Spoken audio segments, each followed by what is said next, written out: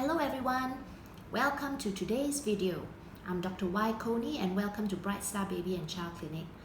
Today we'll talk a little bit about a very common topic that makes parents very anxious, which is fevers in babies.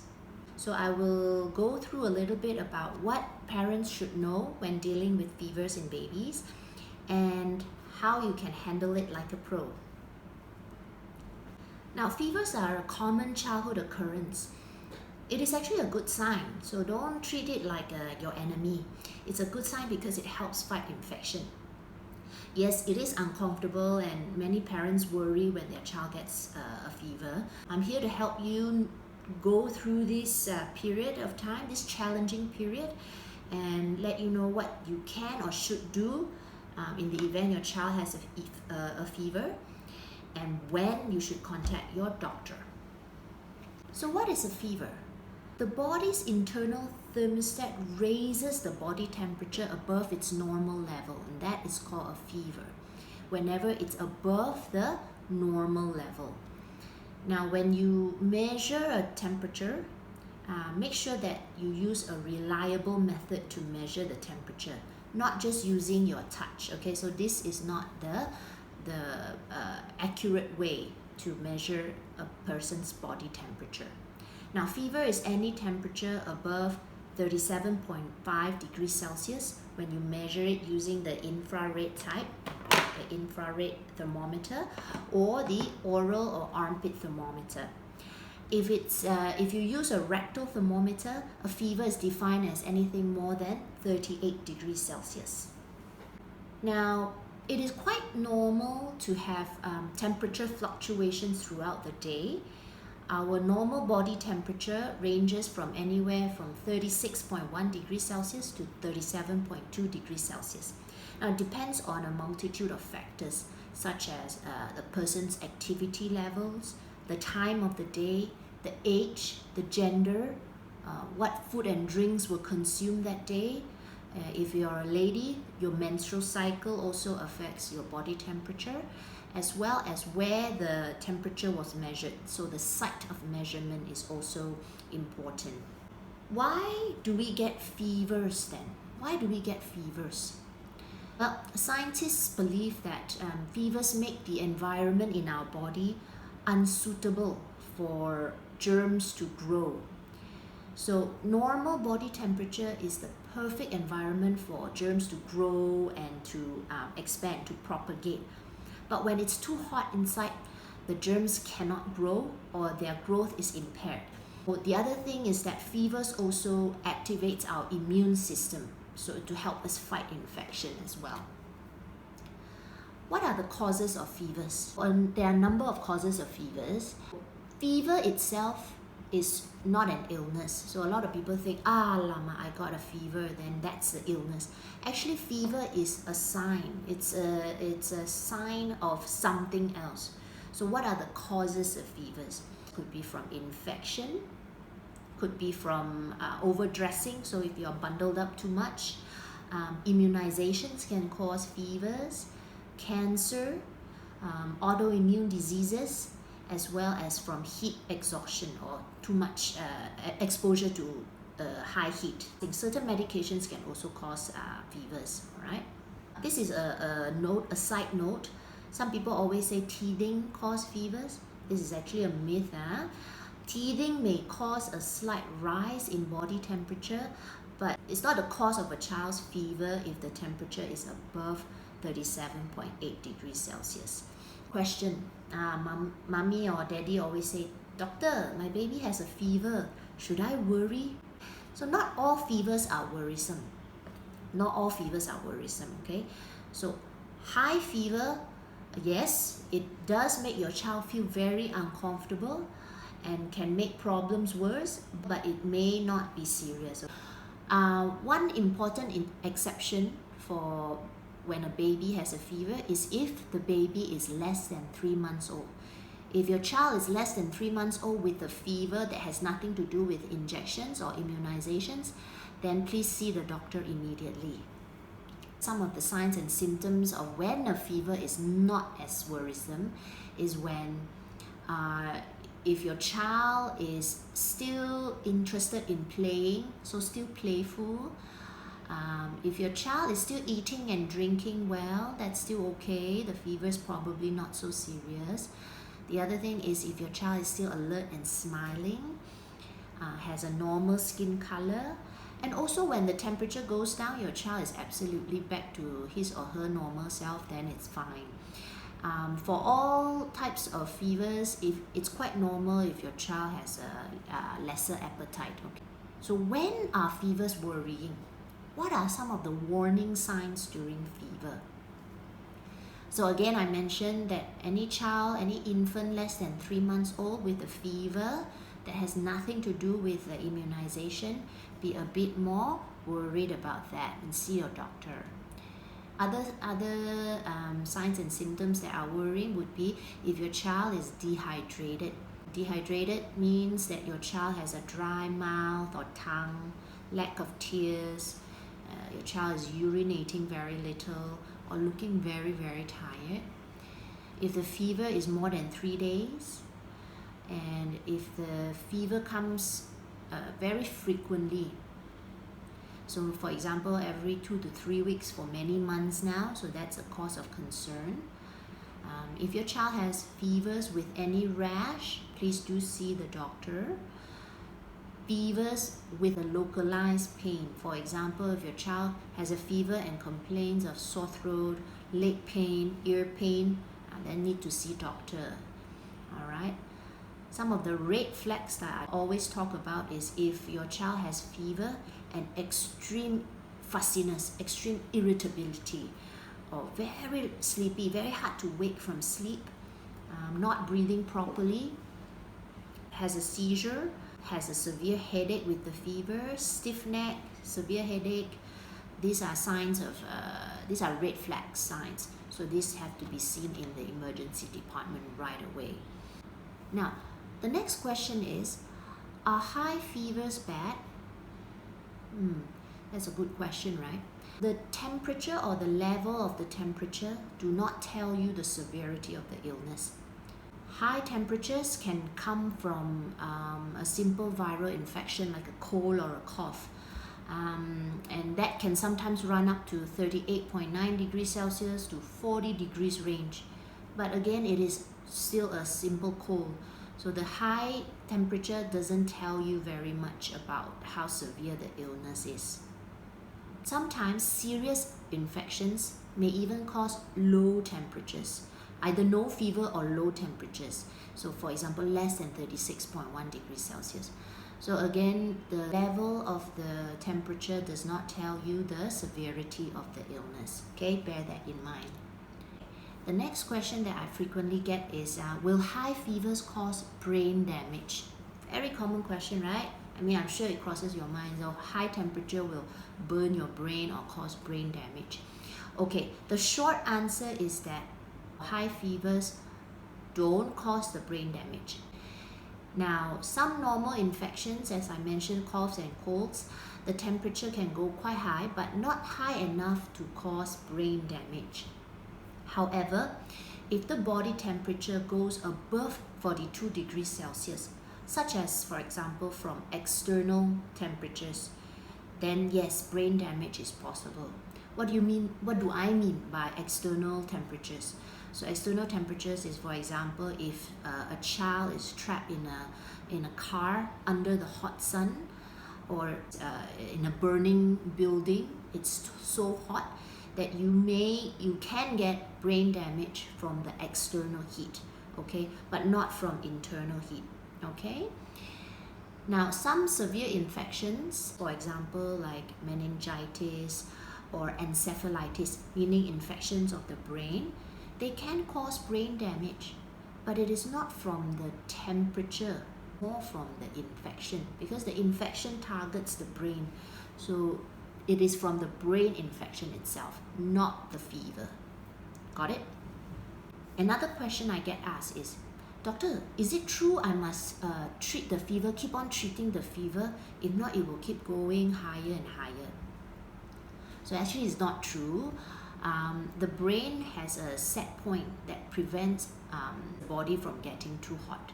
So there is a set point, and it doesn't go beyond a set point, all right?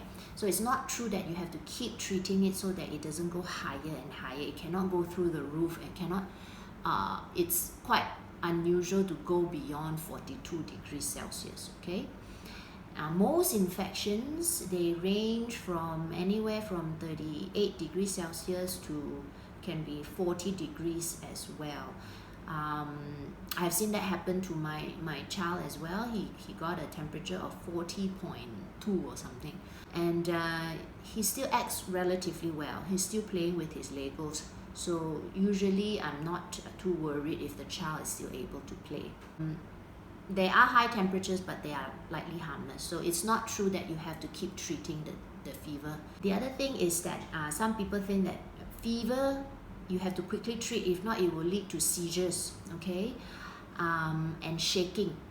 So first of all, we need to differentiate between shaking and seizures. Most of the time when people get a fever, they get chills. Their body sort of interprets it as chill, so they will shake. It's not a seizure. That one is a chill. This is due to the rise and fall of the body temperature. So quite normal to get that. So it's not a seizure, okay? Your child may also sweat a lot to release the extra heat as the temperature drops. So you will think that they have cold sweat and they are shaking. Actually, that's very normal. So they'll feel a little bit cold and wet, hence the term cold sweat. A child who is truly having seizures, right, they are unconscious and they are unable to respond to your calls. If you do see seizures, this one you have to send them to the hospital right away. So a little side note on febrile seizures. Febrile seizures means that these are seizures associated with a fever, okay? It's quite common. It happens to about 4% of children. It's not just that high fevers cause them. Any fever temperature can cause febrile seizures, okay? Both high or low temperatures can cause them. Usually the age group that this occurs in is about 6 months old to about 5 years old or 6 years old. They usually last, or these seizures usually last about a minute or two, usually less than 15 minutes. So how does the child appear? The child will lose consciousness, so either their eyes closed or eyes rolled up, and then you can't arouse them, you can't make them respond to you. They have a fever, and they will also shake or jerk their arms and legs, okay? All right. Fever seizures, or we call them febrile seizures, they rarely have any complications. Most children grow up normally.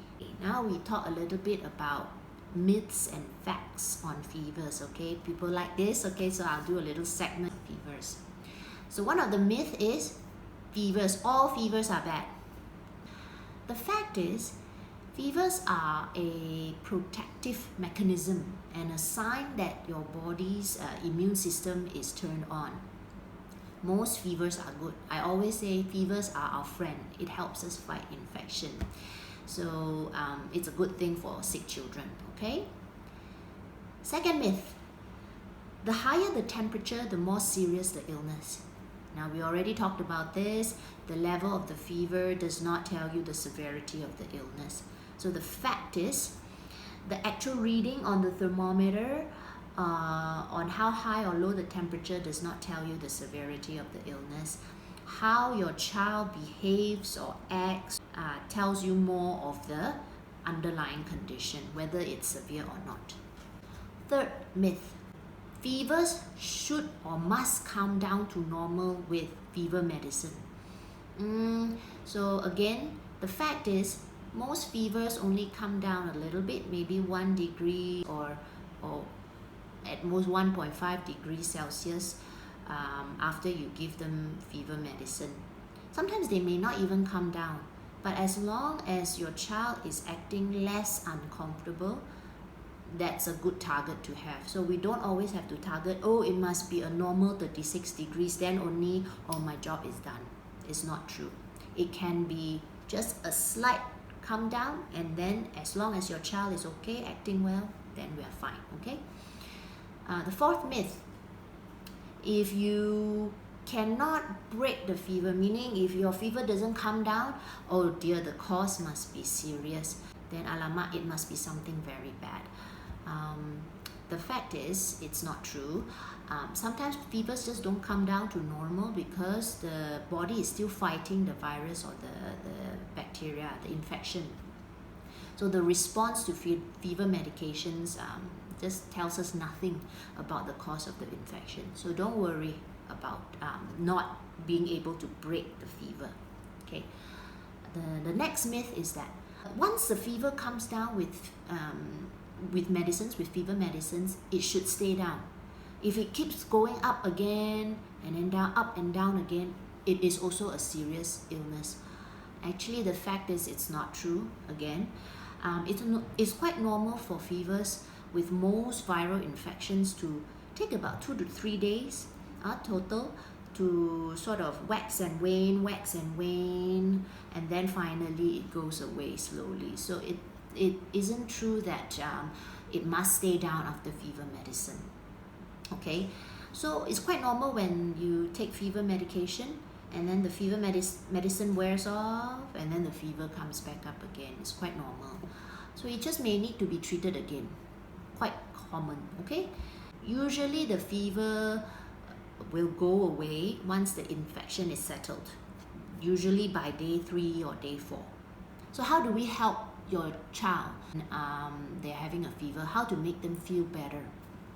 Okay, the most common way is you can prescribe some fever medications such as paracetamol or ibuprofen. So these are okay to give, but ibuprofen not to be given in babies younger than 6 months. Okay, the medications not to be given would be aspirin. Children should not take aspirin. Some of the measures that you can take are what we call home comfort measures. You can dress your child in light clothing and light blanket. Do not overbundle them. A lot of popular belief is that, oh, the child is cold because they're shaking, so I need to bundle them up more to make them feel not so cold. In actual fact, their body is burning up. It's better to let them wear light clothing and light blanket and let the heat disperse, okay? Now, make sure that the child is in a room that has a comfortable temperature. Usually what we do at home is we do turn on the air conditioning to a comfortable temperature of 25, 26 degrees. We have the fan turned on to a mild level just so to circulate some air, and that usually helps to disperse the nice temperature evenly. And we also make sure that our child takes a lot of fluids to avoid dehydration. Okay, so sometimes they have a lesser appetite. It's okay. Do not force your child to eat when they are not in the mood to eat, because you may make them gag or throw up, okay, which is worse. And lots of rest. So make sure your child is resting when they are having a fever. Lastly, I just want to give you a quick summary. Everyone acts a little fussy or cranky when having a fever. It is totally normal. And we do ask parents to stay calm in these situations, because if you are not calm, then your child will also respond to your anxiety and act accordingly. So stay calm. It's okay. It's just only a fever. Secondly, I just want to remind you that the temperature itself does not tell you the severity of the illness. It is about the way your child behaves during an illness that tells you how severe the illness is, okay? I just want to remind you on some of the red flags that I mentioned to you just now, and remember to bring your child to the hospital if any of the red flags are present. And if you are at all concerned about your child's fever and you don't know what to do, please do visit your pediatrician. It is better to have the doctor look at it. We can help you dispel some of the worries that you have. Thank you. Take care.